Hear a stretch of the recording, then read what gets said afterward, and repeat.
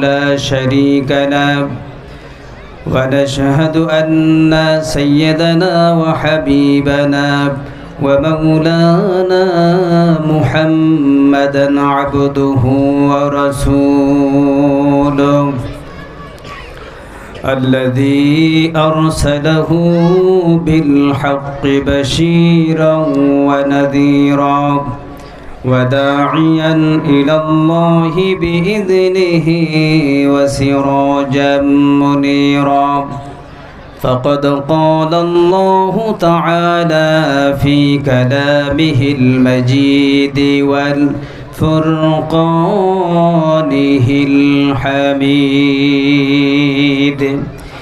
সিংহ পুরুষের মতো কণ্ঠ ছেড়ে দিয়ে পুরুষোচিত কণ্ঠে সকলে পড়ুন আউযু বিল্লাহি মিনাশ শাইতানির রাজিম বিসমিল্লাহির রহমানির রহিম ইন্নাল্লাহা ওয়া মালাইকাতাহু يصلون على النبي يا أيها الذين آمنوا صلوا عليه وسلموا تسليما اللهم صل على মাইকের সাউন্ড আসতে হবে وعلى آل سيدنا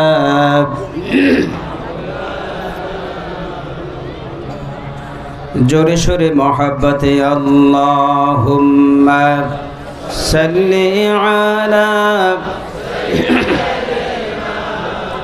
مولانا محمد وعلى آله مولانا दिन की सूरज डूब रही है तुम लोगों की सामने रोज महशर क्या जवाब है मुस्तफ़ा की सामने अल्लाहुम्मा सल्ली अला मौलाना मुहम्मद व अला आलि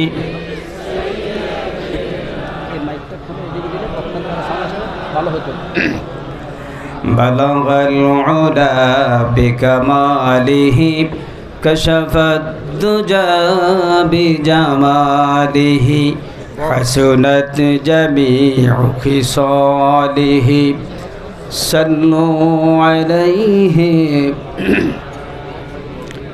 বক্স না দিয়ে ওই মাইকের হর্নের একটা সাউন্ড এদিকে দেন যাতে বক্তার কানে মাইকের হর্নের সাউন্ডটা আসে বক্স আসলে মাহফিলের জন্য এটা প্রযোজ্য নয়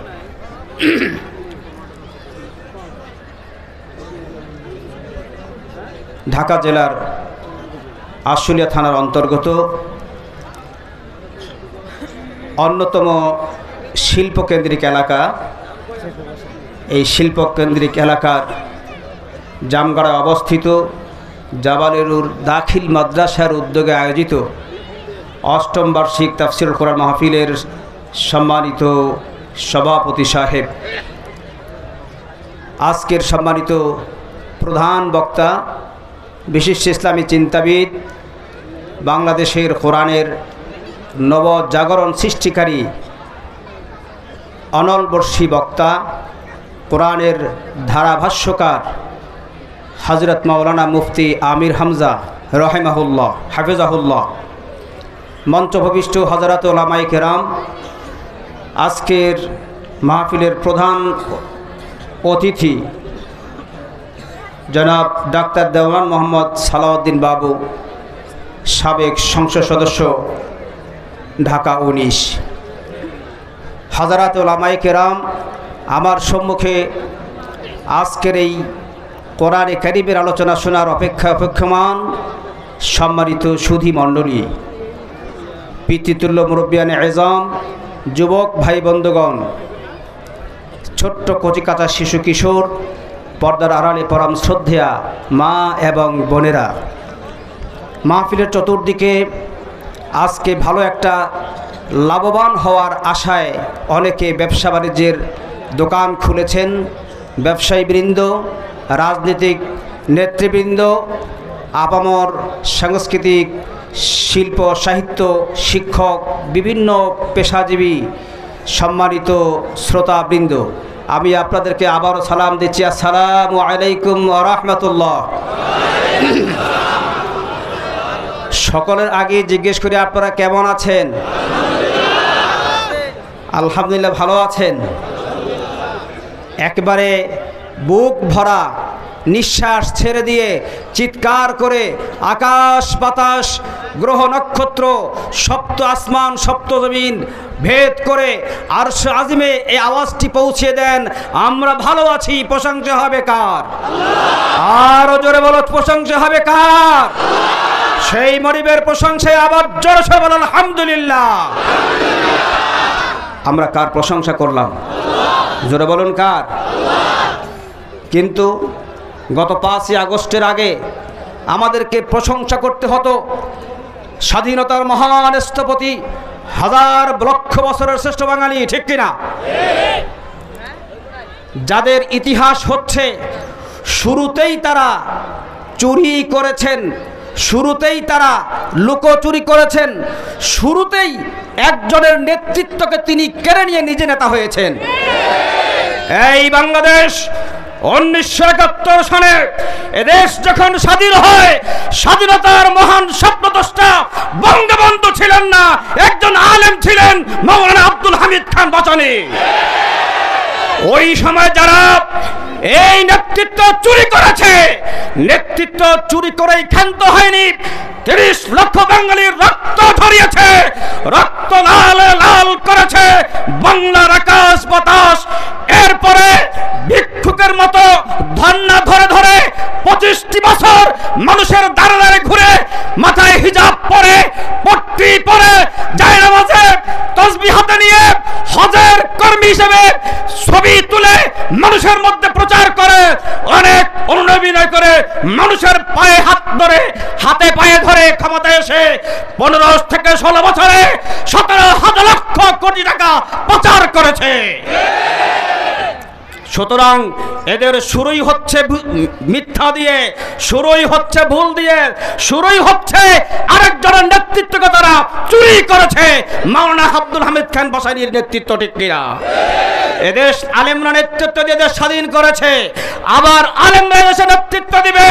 আলেম ছাড়া যার কাছে কোরআনের জ্ঞান নাই, নেতৃত্ব দেওয়ার কোন অধিকার মুসলমান সমাজে তার নাই।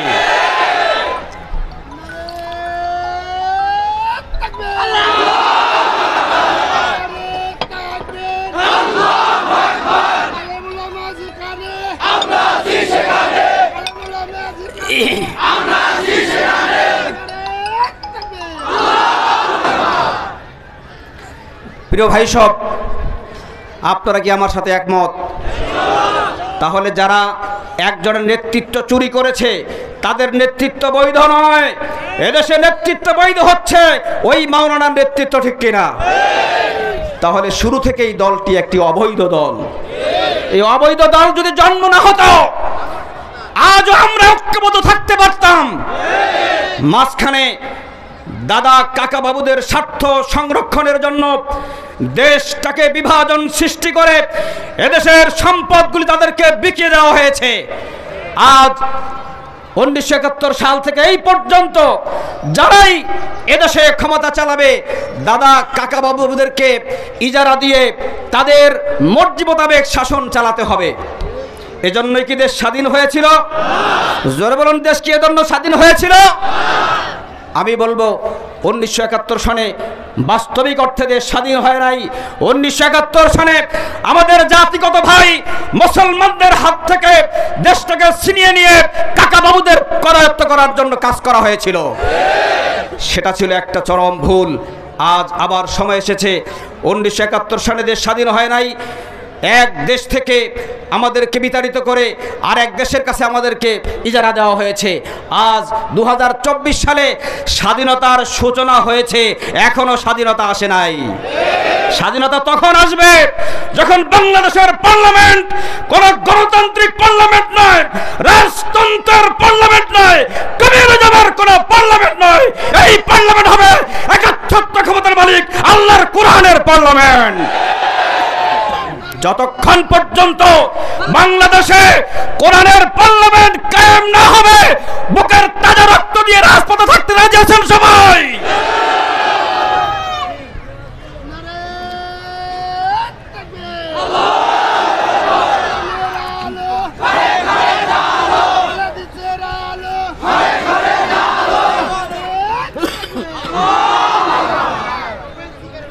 ঘোমটাওয়ালি শয়তান বিদায় হয়েছে, ঘোমটাওয়ালি শয়তান বিদায় হয়েছে। আমরা তাকে বিদায় দেইনি, আমরা তাকে আবার বাংলাদেশে চট করে ঢুকে দেব।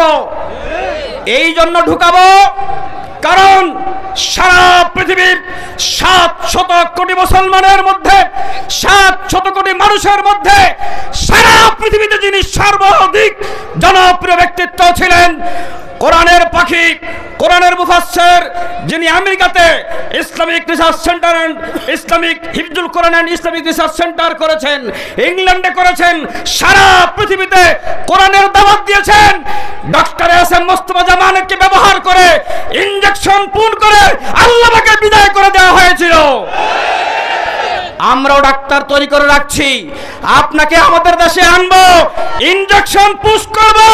শেখ মুজিবের গোষ্ঠী শুদ্ধ শেখ নামে বাংলাদেশের অস্তিত্ব রাখা হবে না।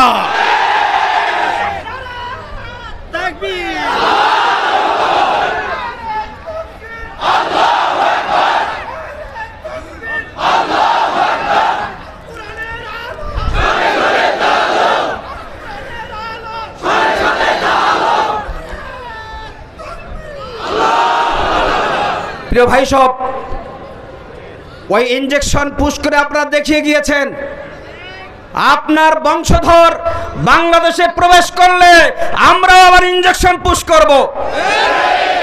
আমরা শিখে গিয়েছি, আমরা দেখেছি এদেশের মানুষের নয়নমণি ওলামায়ে কেরামকে ফাঁসি দেওয়া হলো, ইসলামিক লিডারদেরকে ফাঁসি দেওয়া হলো, তাদের সুষ্ঠুভাবে জানাজা করতে দেওয়া হয় নাই, তাদের লাশ দাফন করতে দেওয়া হয় নাই, লাশের পর থুতু নিক্ষেপ করা হয়েছিল। সব কিছু করেছিল দাদা কাকা বাবুদের দোসররা, ওদের বদতপুষ্ট একটা দালাল সরকার 5 থেকে 15-16 বছরের দেশে ক্ষমতায় ছিল। আর কোনোদিন এই বাংলার জমিনে দালাল সরকার প্রতিষ্ঠিত হবে না। পাশাপাশি হুঁশিয়ার করে দিয়ে বলতে চাই, হুঁশিয়ার করে দিয়ে বলতে চাই, এক স্বৈরাচারের বিদায় হয়েছে, নতুন কোন স্বৈরাচার উত্থান এর চেষ্টা করলে অঙ্কুরাই পতন ঘটিয়ে দেওয়া হবে ইনশাআল্লাহ। কারো বাপ দাদার কালো আইন তৈরি করে, কারো বাবার আদর্শ দিয়ে, কারো স্বামীর আদর্শ দিয়ে, কারো ভাইয়ের আদর্শ দিয়ে এদেশে শাসন ব্যবস্থা চলতে পারে না। তার কারণ হচ্ছে এদেশে সংখ্যাগরিষ্ঠ মুসলমানদের বসবাস। এদেশে 4 থেকে 4.5 লক্ষাধিক মসজিদের দেশ, মাদ্রাসার দেশ, খানকার দেশ, পীরাউলিয়ার দেশ। তোমরা এখন রাজত্ব করবা, কখনো হতে পারে না। অতএব আমি বলতে চাই, যেই সংবিধানের এখনো দোহাই দেওয়া হয়, এই সংবিধান অটুট থাকলে, এই সংবিধান বলবৎ থাকলে, আজকে যদি অনেক বড় মুফাসসিরও তিনি সংসদ সদস্য হন, তাকে মাজারে গিয়ে ফুল দিতে হবে। কি স্মৃতিসৌধকিরাটের মাজার না? জাতীয় স্মৃতিসৌধ কি এখানে কবরস্থান না? সেখানে কোরআন তেলাওয়াত করা হয়, জিকির আজকার হয়, তাফসির মাহফিল হয়। 16 ডিসেম্বর আসলেই সেখানে বুট জুতা দিয়ে পাড়িয়ে স্যালুট করা হয়। আপনার আবার লক্ষ কোটি সেলুটে তাদের কোনো উপকার হয় না, ঠিক কিনা? সেখানে গিয়ে ফুল দিতে হয়। এখন এক মাওলানা সাহেব এমপি হয়েছেন, মন্ত্রী হয়েছেন, তিনি সেখানে গিয়ে ফুল দিবেন, আরেক মাওলানা আরেক কর্নার থেকে ফতুয়া দিবেন, উনি মুশরিক হয়ে গেছে। আমি প্রশ্ন রাখতে চাই, আপনারা যারা ফতুয়াবাজি করেন গাছের আগার সাথে কেন ফতুয়াবাজি করেন?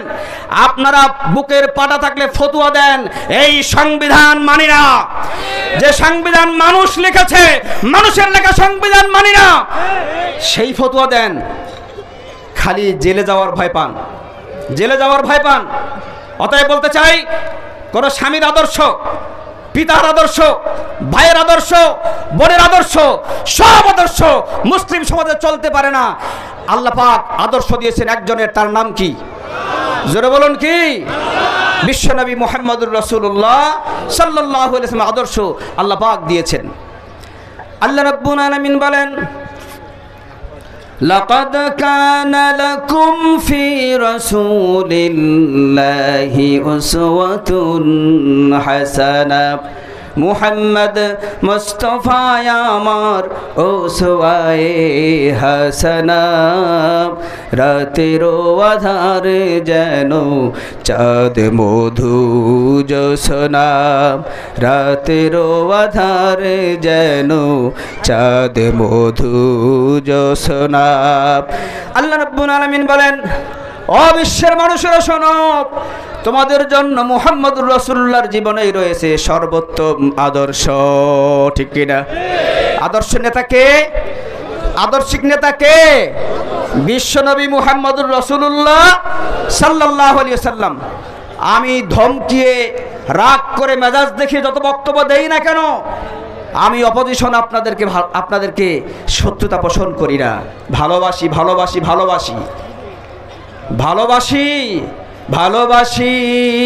বলে রে বন্ধু আমায় কাঁদালে, ঠিক না?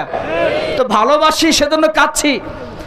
আপনাদেরকে ভালোবাসি যারা কোরআনের সংবিধান ছাড়া অন্য সংবিধানকে হৃষ্টপুষ্ট করার রাজনীতি লালন করেন, যারা মুসলমান দাবি করার পরেও মুহাম্মদুর রাসূলুল্লাহর আদর্শ গ্রহণ না করে কোন নেতা নেত্রীর আদর্শ গ্রহণের রাজনীতি করেন, যারা মুহাম্মদুর রাসূলুল্লাহর আদর্শকে গ্রহণ না করে আপনার অন্য কোন সংবিধানের দাসত্বের রাজনীতি আপনারা যারা করেন, তাদেরকে ভালোবেসে উদাত্ত আহ্বান জানাই, বিশ্বাস করুন, মরেই দেখুন, জাহান্নাম ছাড়া কোনো গতি নাই। তার কারণ কি জানেন? এই কোরআনের সংবিধান দিয়েছেন কে? জোরে বলুন কে? আপনারা এতগুলো মানুষ, এত অল্প সাউন্ড আমি পছন্দ করি না। এ কোরআনের সংবিধান দিয়েছেন কে? এই রাস্তা যারা আছেন তারা সাউন্ড দেন, কোরআনের সংবিধান দিয়েছেন কে? তো আল্লাহ দিয়েছেন কোরআনের সংবিধান, আর আপনি আল্লাহর কালিমা পড়ে মুসলমান হয়ে বলতেছেন আমার নাম মোহাম্মদ সাইফুদ্দিন বেলাল, আমি অমুক দলের নেতা, এমপি হলাম, আমি হলাম মুসলমান, আল্লাহ দিলেন সংবিধান কোরআন, আমি কোরআনটাকে প্যাকেটে ভরে তাকে রেখে দিয়েছি। আর আমার নেতা কি বলেছে বেশি গুরুত্ব দিয়েছি, নেত্রী কি বলেছে বেশি গুরুত্ব দিয়েছি। আপনি মৃত্যুবরণ করার পরে ফেরেশতারা খুব আদর করবে নাকি পিটানি শুরু করবে? জোরে বলুন। তো আমি আপনাদেরকে সতর্ক করছি, আপনারা কি আমার কথা শুনছেন? কারা কারা দুহাত তুলে দেখান।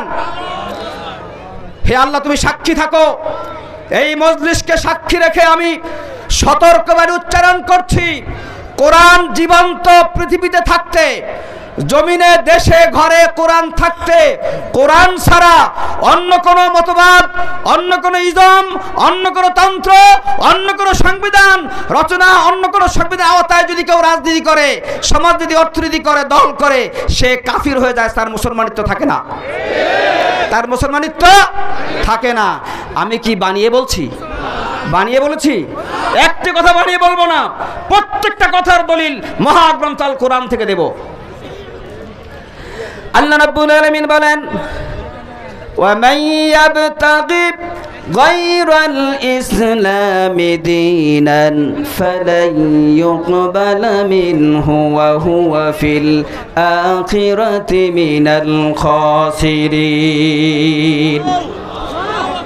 আল্লাহ রাব্বুল আলামিন বলেন, ওয়া মান ইয়াবতাগি গায়রাল ইসলামি দীনান, ইসলাম ছাড়া অন্য দিন যদি কেউ তালাশ করে, আল্লাহ পাক বলেন ফালাই ইউকবালা মিনহু, কখনোই তার জীবনের কর্মগুলি কবুল করা হবে না। কে বলছেন? প্রত্যেক কথার সঙ্গে সঙ্গে জবাব দিতে হবে। কে বলছেন? আল্লাহ বলছেন।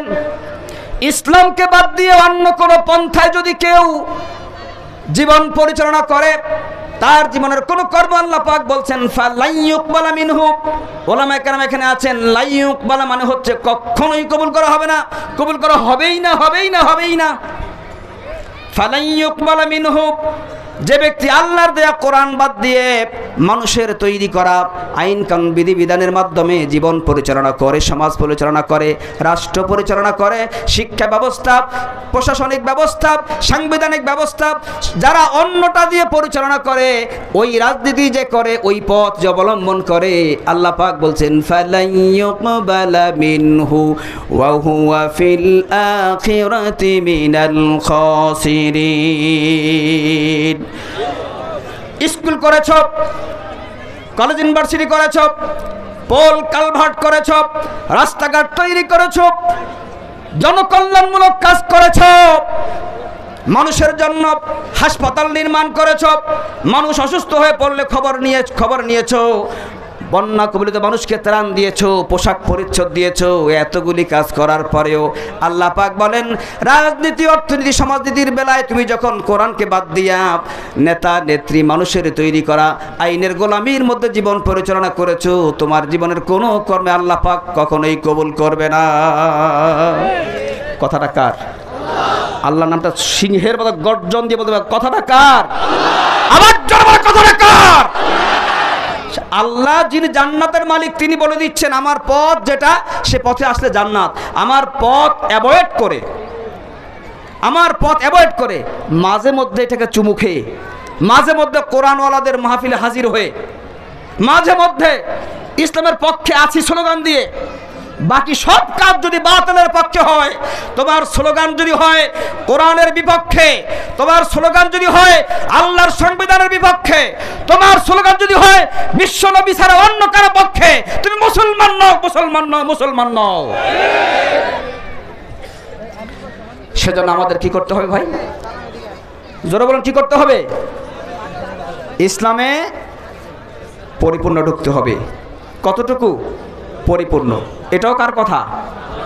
আল্লাহ রাব্বুল আলামিন বলেন ইয়া আইয়ুহাল্লাযীনা আমানু দুখুলু ফিস সিলমি কাফফা ওয়া লা তাত্তাবিউ খুতুওয়াতিশ শাইতান ইন্নাহু লাকুম আদুউম মুবিন। আল্লাহ পাক বলছেন হে ঈমানদারেরা, তোমরা ইসলামে পরিপূর্ণভাবে প্রবেশ করো। এই কথার দ্বারা এটা স্পষ্ট হয় ঈমানদার হইলেই সে ইসলামে পরিপূর্ণভাবে নাই, ঠিক কিনা?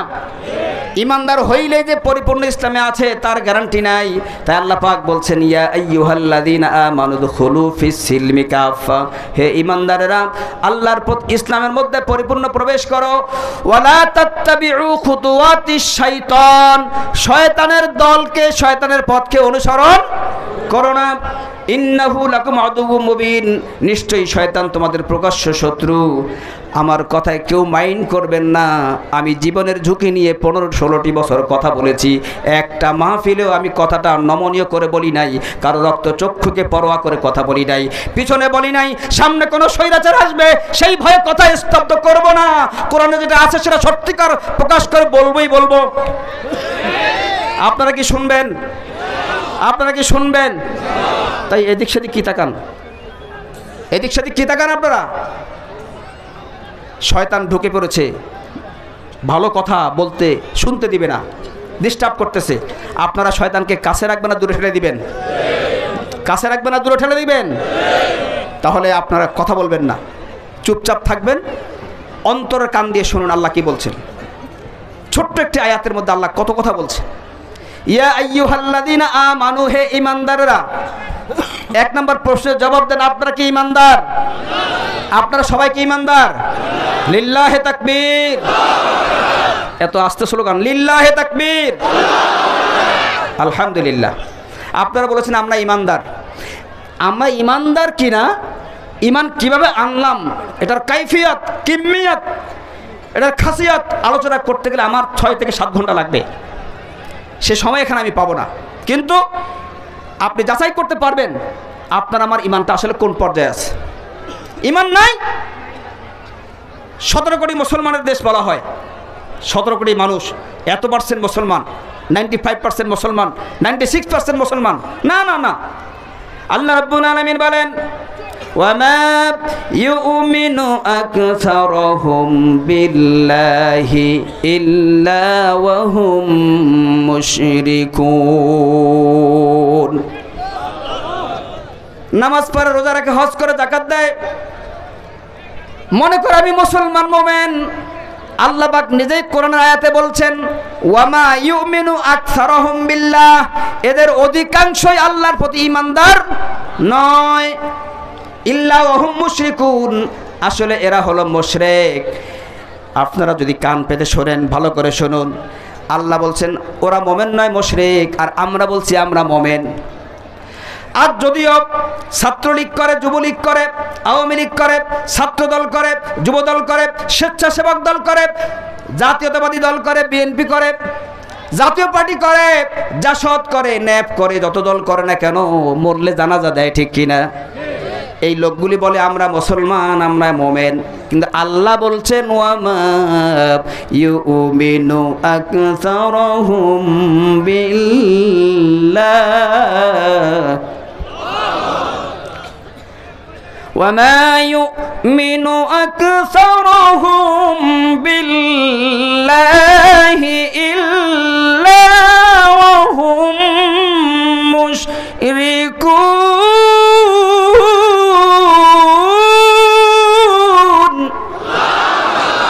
আল্লাহ বলেন ওরা বলে সাইনবোর্ড লাগে আমরা মুসলমান মুমিন। আমি আল্লাহ বলছি জাতীয়তাবাদী বিশ্বাস করলে সে মুমিন নয়, ধর্মনিরপেক্ষতায় বিশ্বাস করলে সে মুমিন নয়, কমিউনিজমে সমাজতন্ত্রবাদী বিশ্বাস করলে মুমিন নয়।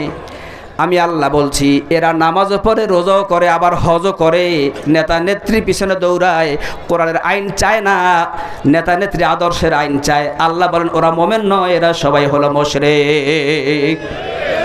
এই মুশরিক আমি বলছি না, আল্লাহ বলেছেন। আমি বললে তো স্টেজ থেকে নামার পরেই আমার পরই খেপে যাবে, ঠিক কিনা? বলেছেন কে? কে বলেছেন? আল্লাহ নামটা জোরে আসে না, কে বলেছেন? আল্লাহ বলেছেন। আল্লাহ বলছেন তুই কিসের নামাজ পড়িস? তুই বিশ্বাস করিস জাতীয়তাবাদকে ক্ষমতায় নিতে হবে? তুই কিসের হজ করিস, রোজা রাখিস? তুই বিশ্বাস করিস গণতন্ত্রকে প্রতিষ্ঠা করতে হবে? তুই বিশ্বাস করিস ধর্মনিরপেক্ষ মতবাদ প্রতিষ্ঠা করতে হবে? এই যে তোমাদের বিশ্বাসগুলো, এই সকল বিশ্বাসের মধ্যে যাদের জীবন থাকবে ফালাইয়ুকবালা মিনহু, ওদের জীবনের কোনো সেজদা, কোনো নামাজ, কোনো রোজা, কোনো হজ, কোনো যাকাত, কোনো ইবাদত, কোনো মানুষের উপকার, কোনো কাজ আল্লাহর কাছে কবুল হবে না। অতএব এরপর ঘাড় মটকিয়ে তুমি থাকো জাতীয়তাবাদে, তুমি থাকো ধর্মনিরপেক্ষতাবাদে, তুমি থাকো সেকুলারিজমে, তুমি থাকো সমাজতন্ত্র মতবাদে, তুমি থাকো রাজতন্ত্র মতবাদে, তুমি থাকো তোমার মন মতলবী মতবাদে তুমি থাকো, কিন্তু মরেই দেখো, মরার পরেই বুঝবা তোমার রেজাল্ট সব জিরো, ঠিক কিনা? ওহে মুসলমান দাঁড়াও তুমি, সাথে নিয়ে যাও কোরআন খানি। ওহে মুসলমান দাঁড়াও তুমি, সাথে নিয়ে যাও কোরআন খানি। ঘোর আধারের বিপদ সানিতে, ঘোর আধারের বিপদ সানিতে, পথ চলিতে কি পারবে তুমি? ওহে মুসলমান দাঁড়াও তুমি, সাথে নিয়ে যাও কোরআন খানি। শোনো মুসলমান একটু তুমি সাথে নিয়ে যাও কোরআন খানি। ঠিক কিনা? ঠিক কিনা? আমি বুঝতেছি না আপনারা এদিক সেদিক কি তাকান ভাই। আমার হাতে কিছু দেখা যায়? কিছু দেখা যায় না? কয়টা? কয়টা?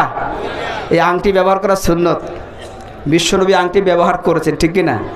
বিশ্বনবীর আংটির মধ্যে সিলমোহর ছিল, তিনি সিল মেরে দিতেন। কথা বুঝতে পেরেছেন? আংটি কয়টা? Look at my face. আপনারা আমার দিকে তাকান, এদিক সেদিক তাকাবেন না। ডিস্টার্ব হচ্ছে, ডিস্টার্ব হচ্ছে। গুরুত্বপূর্ণ কথা বলবো, বেশি সময় পাবো না।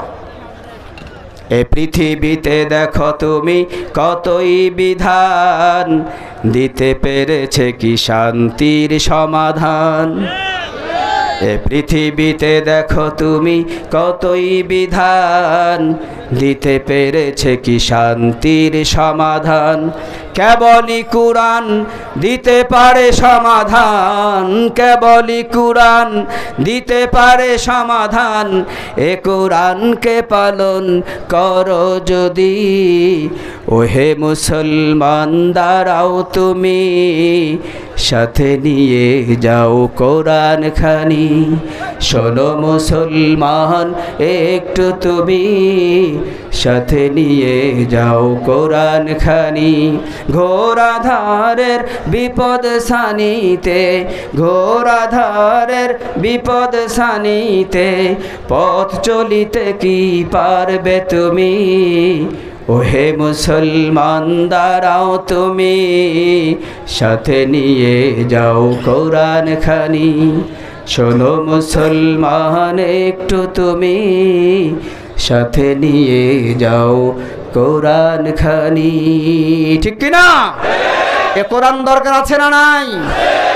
হাদিস শরীফ আল্লাহ রাসূল বলেন, যা আল কোরআন ইনদা রাসিহি, কোরআনকে যারা মহব্বত করে, কোরআনকে যারা ভালোবাসে, কোরআনের সমাজ বিপ্লব ঘটাবার জন্য যারা আন্দোলন সংগ্রামে মিছিলে সামিল হয়, কোরআন বাস্তবায়ন করার জন্য মানুষের তৈরি করা সংবিধান, রাষ্ট্র ব্যবস্থাপনা পদ্ধতি, সংসদ থেকে রান্নাঘর পর্যন্ত গোটা সিস্টেমটাকে উল্টে দিয়ে কোরআনের মতো বায়ে বায়ে তৈরি করে দেওয়ার জন্য যারা সংগ্রাম করে, কোরআনকে ভালোবাসে, ওই ব্যক্তি যখন মৃত্যুবরণ করবে, মৃত ব্যক্তির কবরের মধ্যে একটি লাশ শুধুমাত্র থাকে, কিন্তু ফেরেশতা এসে দেখবে মাথার কাছে একজন ব্যক্তি তাকে পাহারা দিচ্ছে।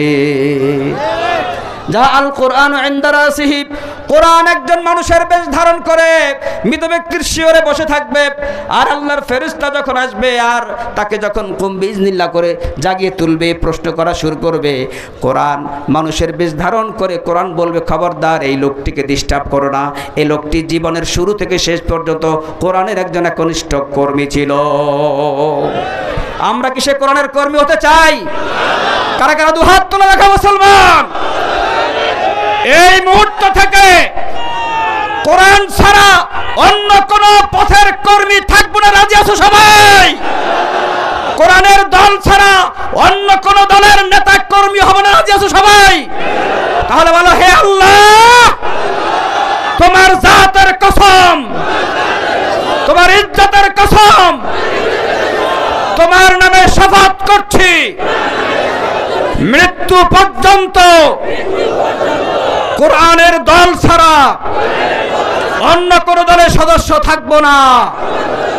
কোরআন নিয়ে বাঁচতে চাই, কোরআন নিয়ে মরতে চাই, কবরে কোরআনের সুপারিশ চাই। আল্লাহ তুমি আমাদের কবুল কর, বলি আমিন। রাগ করছেন নাকি? না।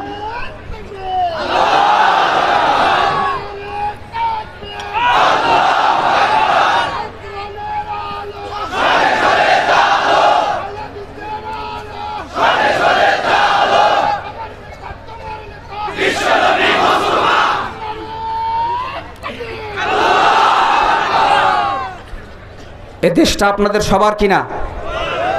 আপনারা সবাই এদেশের মালিক কিনা? এদেশের মালিক আপনারা। এদেশের মালিক, এদেশের বৈধ মালিকানা মুসলমানদের, এদেশের বৈধ মালিকানা মোমেনদের। শুধু এই দেশের নয়, সারা পৃথিবীর মাশরিক থেকে মাগরিব পর্যন্ত, শিমাল থেকে জনুব পর্যন্ত প্রতি ইঞ্চির মালিকানা মোমেনদের নামে আল্লাহ রেজিস্ট্রি করে দিয়েছেন। এই কথার দলিল কোরআনে আছে না নাই? আল্লাহ রাব্বুল আলামিন বলেন وَلَقَدْ كَتَبْنَا فِي الزَّبُورِ مِنْ بَعْدِ الذِّكْرِ أَنَّ الْأَرْضَ يَرِثُهَا عِبَادِيَ الصَّالِحُونَ।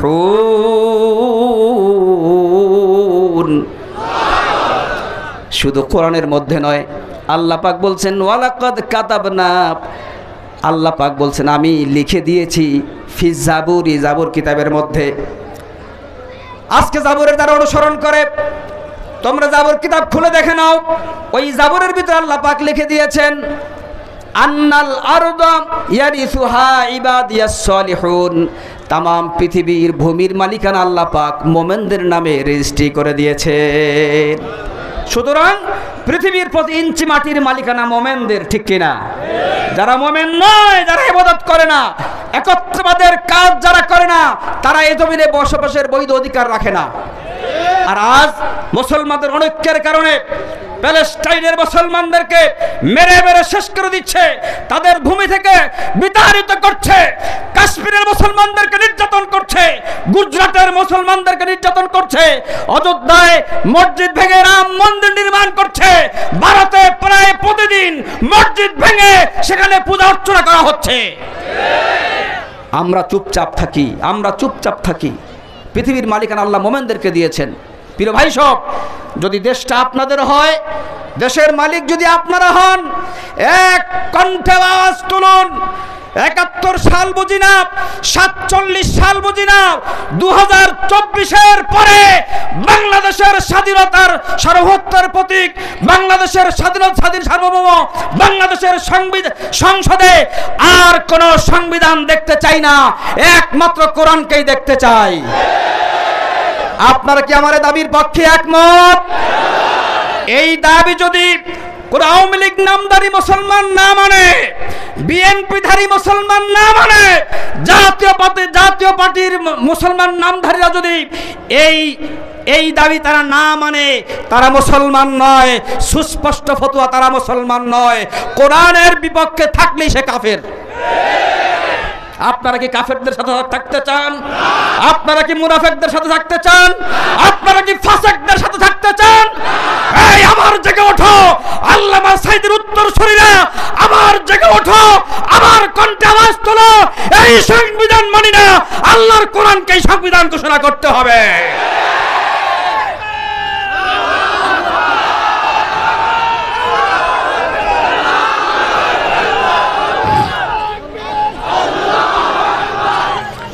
তার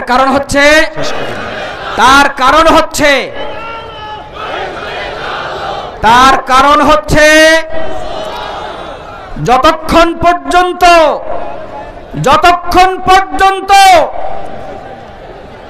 গাছের শিকড় শুদ্ধ উপড়ে ফেলে দিয়ে নতুন কোরআনের গাছ লাগানো না হবে, সমস্যা ততদিন সমাধান হবে না।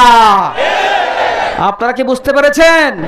যতক্ষণ পর্যন্ত স্বৈরতন্ত্র, গণতন্ত্র, রাজতন্ত্র, পরিবারতন্ত্র, সব তন্ত্রমন্ত্রের গাছের শিকড় শুদ্ধ উপড়ে ফেলে দিয়ে কোরআনের গাছ লাগানো না হবে, এদেশের সমাধান কোনোদিন হবে না।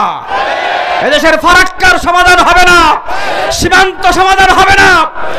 আজকে আমার দেশে পার্শ্ববর্তী হিংস্র সন্ত্রাসী রাষ্ট্র ভারত এদেশে নতুন সরকার প্রতিষ্ঠা করে মাত্র কয়েক মাসের মধ্যেই বিডিআর জওয়ানদেরকে হত্যা করেছে, সেনাবাহিনী অফিসারদেরকে হত্যা করেছে। একটা কুয়ের মাধ্যমে এদেশের সেনাবাহিনীকে পঙ্গু করে দেওয়া হয়েছে। এরপরে কিছুদিন যেতে না যেতেই হেফাজতে ইসলাম তসবি, মেসওয়াক আর জায়নামাজ নিয়ে তারা এসেছিল 13 দফা দাবি নিয়ে। তাদেরকে অত্যন্ত নির্মমভাবে পৃথিবীর ইতিহাসে মুহাম্মদ রাসূলুল্লাহর জামানার পর থেকে এই পর্যন্ত কোন মুসলমানদের উপরে এভাবে নির্যাতন করা হয় এমন কোন রেকর্ড নাই। এই জালিম সরকার, স্বৈর সরকার এদেশের lakh lakh million billion trillion অর্থ লুটপাট করে এদেশের মানুষদেরকে নিঃস্ব করে দিয়ে চলে গিয়েছে, আবারও চট করে ঢুকে পড়ার হুমকি দেয়। ঢুকে পড়ো, তোমাদের 20 দাঁত এদেশের মুসলমানরা ভেঙে চুরমার করে দিবে। আল্লাহ পাক যদি অন্য কখনো কথা বলার সুযোগ দেয় সেদিন বাকি কথা বলবো ইনশাআল্লাহ। আমার আলোচনা কিন্তু থেকেই গিয়েছে, ঠিক না ভাই? ঠিক কি না? যে ওদের কোনো কর্ম আল্লাহ কবুল করবেন না। তো আল্লাহ যদি কবুল না করেন, আপনি এখনো জীবিত আছেন কেন করেন? আপনার নেতা নেত্রী আপনাকে বাঁচাবে? নেতা নেত্রী আপনার কবরে যাবে? কোথায় পেয়েছেন? একজনকে খুঁজে পাবেন না, সবাই আনাফসি করবে, সবই আনাফসি করবে। একজন নেতাকে